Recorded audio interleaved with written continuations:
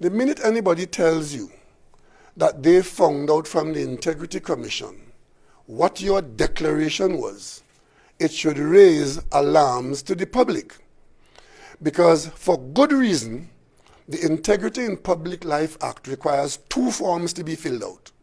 One, Form A, where you have to put all your details, bank account number, address of the bank, how much money was in the bank, your credit card, how much you pay out during the year, every property you own, every old car you have, all your life stories in Form A. But Form A is a secret document. Staff at the Integrity Commission have to swear an oath to handle that. And if they breach that secrecy, the penalties are severe. And Form B is the form that the public has access to, where on Form B, you're required not to put the details of any of your business, as I've just mentioned, but wherever you may have a conflict. For example, as Prime Minister, I have some shares in FCB, in Plipdeco, in NEL, those things, because the government is involved and I'm Prime Minister, I have to put that there. So you can see, they go there, you see, I declare that I have these shares and there may be a conflict. That is on Form B. Or if somebody gives you a gift, a motor car or some valuable gift, you name that there. Those are the kinds of things you see on Form B. You will never see on Form B my bank account, which property I own, how much property I own, or anything like that. And Form B is the only form that a member of the public can go and look at. You cannot get access to Form A, because Form A has very sensitive information of all persons. Everybody who's an officer in public life covered by the Commission, your Form A is secret. So how then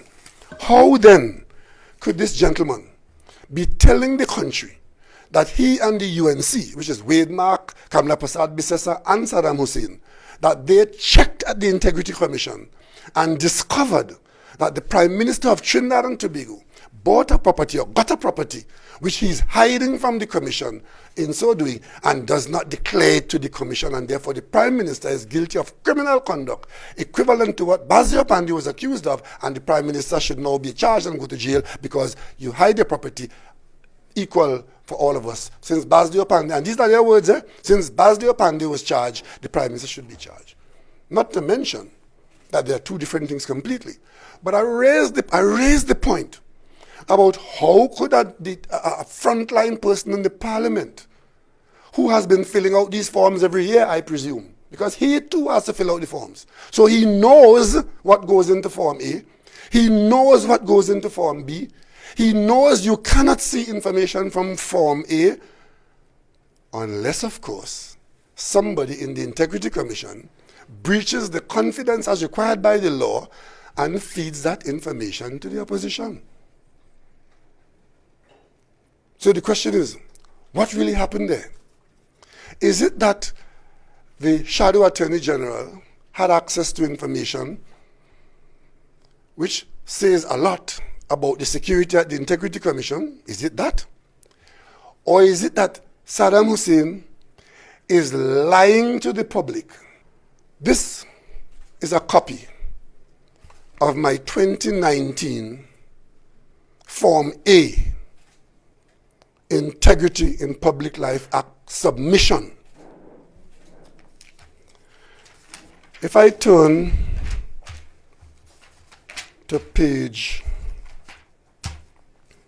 9, where all the property owned by my wife and myself, and one is shared by my children as well, you will see there are 6 properties listed here. The one at the top is my house in Goodwood Park, dating back to 1985. The one at the bottom, the most recent acquisition, says address and description of property, including land and floor area, Shirvan Development. That's the last one you see there, because it's the most recent acquisition. In whose name held? Keith and Sharon Rowley. Date of acquisition, 22nd of February 2019. Original cost, 1.2 million. Estimated value at December 21, 19, 1.2 million.